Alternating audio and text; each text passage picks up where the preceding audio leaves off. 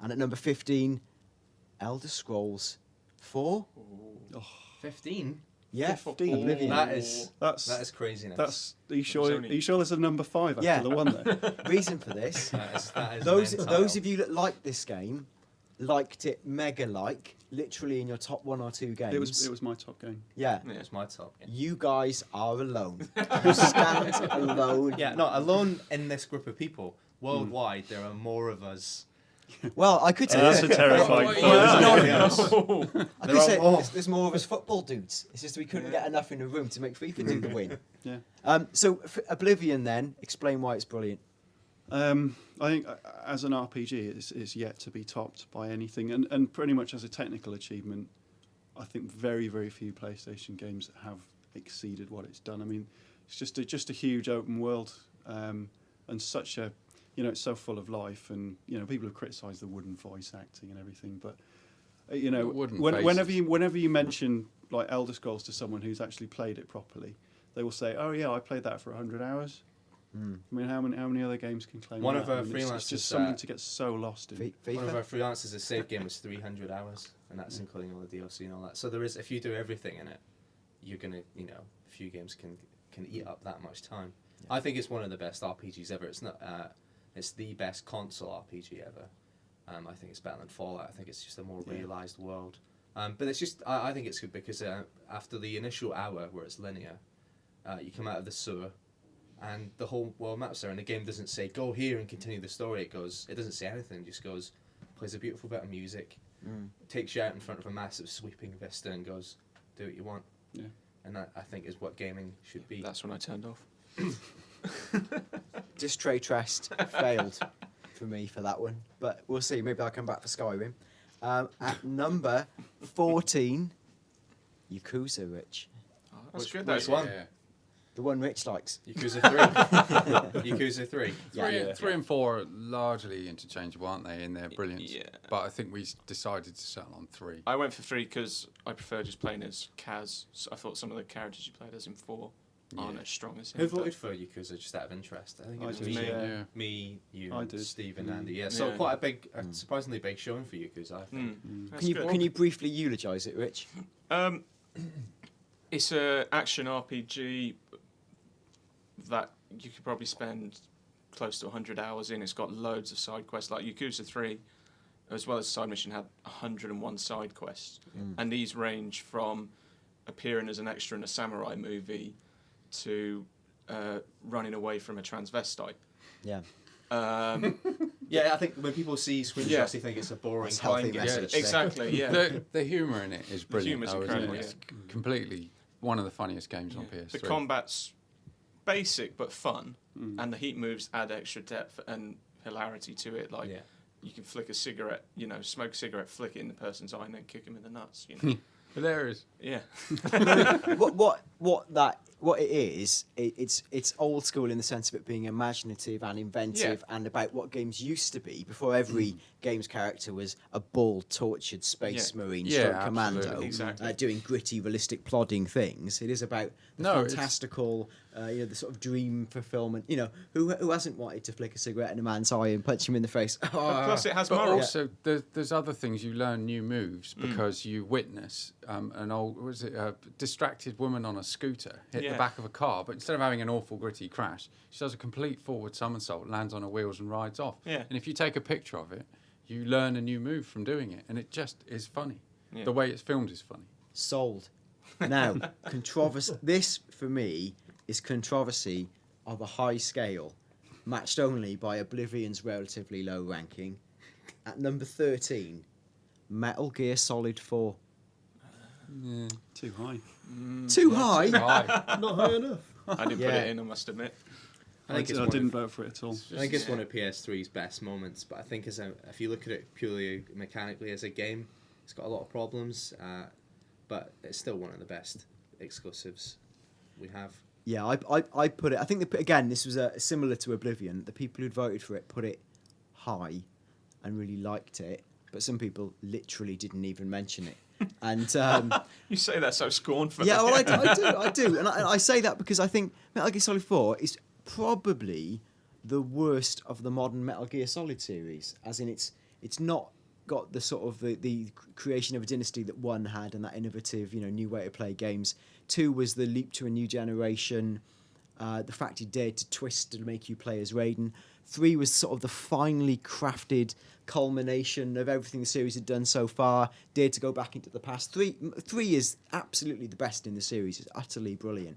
4 was this sort of madcap, zany next-gen relative. Where Fan service. Yeah. Totally appeals to Massively fans and alienates everyone else. postmodern as well. And I think if you hadn't gone through the journey of the previous 3 games, which is long and arduous and mad, it was really hard. It was hard to get into. Well, I have to say, I have been through the journey of the last 3 games, and I struggled to get into it. I just got trapped, abandoned the whole stealth thing because I was getting bored with it, started just running into places and kind of gave up. It just seemed like an amazing document of what you could do, what you might do, and not very much fun.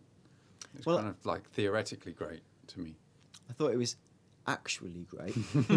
And And I'm going to have to disagree there. Yeah, no, I know you will. I'm just putting the other and side. it's still it's I say it's like GTA. It is in a way, as in it's a toy box game, and that the more you play it, the more you understand it, the more you can exploit its skills in its world, the more you get out of it.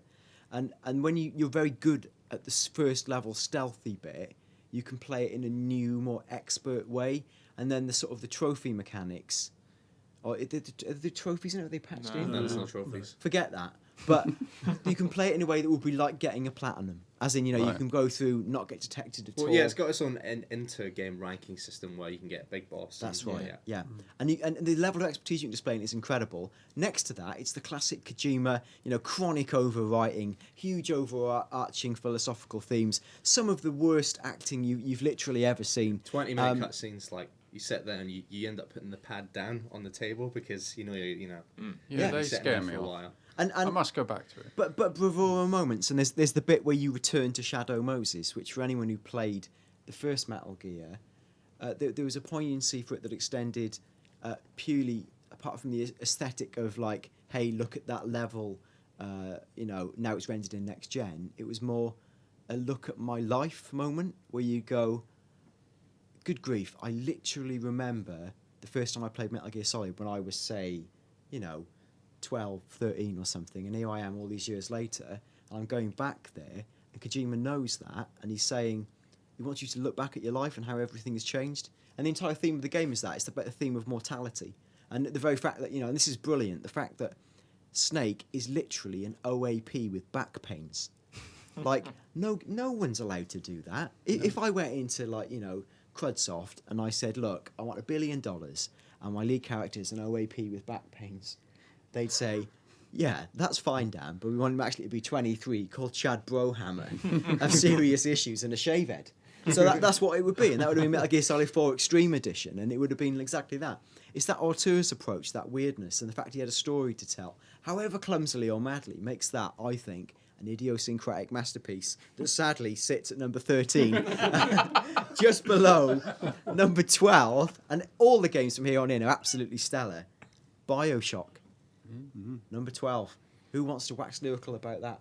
It's a very old game. That's probably one of the oldest in there, isn't it? Like, I mean, as not the PS3 port, but as when it first came out, very old game, but still resonates now as a masterclass in environment design. And level design, and making you believe in a world, not by showing you cutscenes and having a man shouting in your ear going, this is why this happens. But I mean, there's a lot of guys shouting in your ears, but it's part of the main drive of the plot. The story of the place of Rapture is told expertly through the design of it itself. I thought that is yet to be beaten. And also a great game at making you question your actions, like how you approach certainly with the Little Sisters, like that. Yeah, and Very it made few a games do story that out of well. the lack of choice in modern shooters. It made a story out of that, and as it commented on the linearity of boring shooters by making it a key part of the storyline. Yeah, and again, the storyline arrived fully formed. You felt this universe existed, and what the game let you do, through your own eyes, like Valve's games do brilliantly, is live the exploration journey. That literally descending to a new world. And I think, again, the opening 10 to 15 minutes of BioShock, are as good as gaming gets. That sense of wonder and awe, literally going from, the very brief FMV in the cutscene to the crash, the collapse, suddenly you're playing the game and you're mesmerised because you can't believe you can touch the pad. And you've got to physically swim in the burning waters, which look technically brilliant, to this place. And you just go, what is this place? What's going to happen? Where am I? And all these questions to ask, and it all gets slowly drip-fed and unraveled to you. And even though the premise is ridiculous, really, it's like an undersea city where the world's greatest scientists, capitalists and, the greatest minds of their day went to live under the sea. And then ate slugs to develop the ability to fire bees out of their hands. Yeah, exactly. It developed these bionic tonics. When you reduce it to that, it's quite a standard sci-fi eating the wrong plot, but then slugs. in this amazing setting that just gives it a credible breadth. Yeah, and again, the guy who produced it, Ken Levine, he's got a similar auteur's approach to Hideo Kojima, who's trying to tell a very definite story. He lent on, what is actually now quite a popular hot topic, like the theories of objectivism written by Ayn Rand. And this might sound a bit like quasi-babble, but this is a broader. He highlighted a bit broad global hot topic before anyone else did, really, because Ayn Rand was followed really, religiously by Alan Greenspan, who was head of the U.S. Federal Reserve, who sped us into the entire global financial meltdown. So thanks, Bioshock. Yeah, so thanks, Bioshock. But Bioshock, again, highlighted a character in history who was pivotal and actually did change our history in this incredible way with the actual economic crash. In this version of reality, they built an underwater city full of slugs. Yeah. I don't know what's better for us today. If Alan Greenspan suddenly starts, shooting bees from his fingers, then It's a harsh day at the Federal Reserve. yeah, I think Bioshock deservedly is in a high spot. I would have liked to see it a little bit higher because I think it's one of the most important games on PS3. Well, that's democracy for you. Yeah, I hate it. Yeah, This wouldn't have happened in Rapture. No. incredible game, great legacy. Now, controversy reigns in hard and fast now, and literally reigns in, because at number 11, it's Heavy Rain. Wow. Badass. Quite excited. There's a lot of games preceding that I think are, a galaxy better than Heavy Rain. I mean, Oblivion or Heavy Rain, come on. Well, Yeah, Well, come on, objectively, come on. yeah, mate, but this for isn't what FIFA. Heavy We Rain vote is, here. Yeah. Yeah, For what disc Heavy trade Rain is test, doing. Oblivion doesn't make it in. Heavy Rain for me was literally my number one game in all of PS3. Really? And I've got Yeah. to say, contrary Yeah. to other, probably most other people, I preferred Heavy Rain, the experience, to L.A. Noire, even though L.A. Noire is probably an awful lot better built. Having not finished L.A. Noire, that's the right answer, Steve. No, I haven't finished L.A. Noire. Yeah, That's true. I'm I the haven't same, got to the neither of us disappointing have, ending yeah. yet. Heavy Rain for me, what's brilliant about it, maybe Alan can come in and say why he thinks it's rubbish. Heavy Rain for me, the point was that at times it's quite mundane and it's sort of mediocre, and you play a very normal man waking up and brushing his teeth with a complicated set of right stick sweeps, Yeah. and then doing very banal things, and the plot slowly arches into something actually quite tortuous and real world, where he's a father and something happens to one of his kids, and then you're like, oh, that's actually quite sad and quite powerful. And again, being a dad, I found that quite sad and powerful. And I think any human being who could relate to another human being could find something to take from that. And then where it becomes really brilliant is that the entire game then is all about its narrative and the way it branches, and you're constantly being forced to make decisions, and not just decisions that you can then wipe away. So say you go, oh, I forgot to pick up the box of hemlocks on level G. I'll go back later and pick them up, Yeah, and then I get a it just- 100% completion You bonus. quit and restart and make the different decision. Yeah, you live with it just your carries on. you doesn't it? live with your decisions, and I think that then created this other emotion as you play through, a genuine sense of regret, Yeah. where you play something and hours into the game you go, I shouldn't have done that 3 hours ago. I absolutely made a right cobblers of that. I've made the wrong decision, and I'm literally now on a path that, and this is the other brilliant thing about it, you don't know what path you're on. No. You still think the game might go well, it might not go well, and the tension in that storytelling act is fantastic. There was a big decision near the end as well that I spent 5 or 10 minutes just sitting there looking at the screen thinking, should I do this? Should I do that? I won't give it away, but it's like an important one. I think, but if I don't, does that mean I'm being selfish? Or if I do, is that right? But then that won't work out. And I literally just couldn't decide. Do you want to bring some balance to this? Well, No. let me Some negative eulogise a balance. bit No. longer. And there's also a fantastical moment where it breaks the classic fourth wall gaming tropes, where it says, in a game normally you finish a level and you're expected to do certain things like hit certain box, punch certain man in the eye, do gamey things in this game. There's a bit where you're being interrogated about where your kid's gone missing by a policeman, and he suddenly says, "What colour was your son's jacket?" Oh yeah. And then I you didn't suddenly remember. go, I felt bad. "Good God, I don't know," and it hits you that you go, "Games don't program me to notice any I detail remembered. which isn't a glowing switch." Well, you're a mentalist, which just says, See, that's subjective. which just says that normally we're so tuned to look for the golden button, the switch, the only bits of Yeah. scenery that are interactive. This asks you to look for the They're nuance that you glowing, might do in real flashing. life. That's me. Come on, Andy, smash it all up. Well, just there will be an error of hypocrisy with the words I'm about to say because I gave it a high score. I still like the game and all these things we've talked about now. I love it, all of that. Yeah. But the problem for me is David Cage doesn't know how human beings speak or interact with each other or how society even barely functions.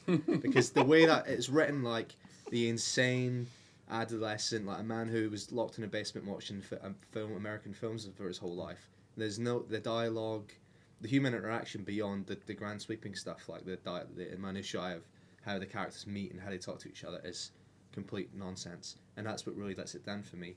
Case in point, Ethan and Madison having sex with each other despite them knowing each other for 5 minutes, him being covered in bruises and mumbling about killing people, and his son drowning in a warehouse.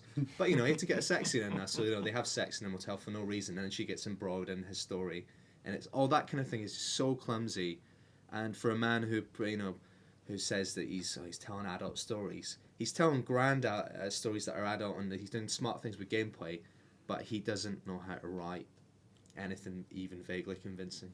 Well, the funny thing is, I can see that on a pure dissection critical level, but I was utterly compelled, and like to think I've read more than one book, and I'm aware of things, and of some comprehension of like family and emotive life, and it absolutely swept me up, and it just felt completely compelling.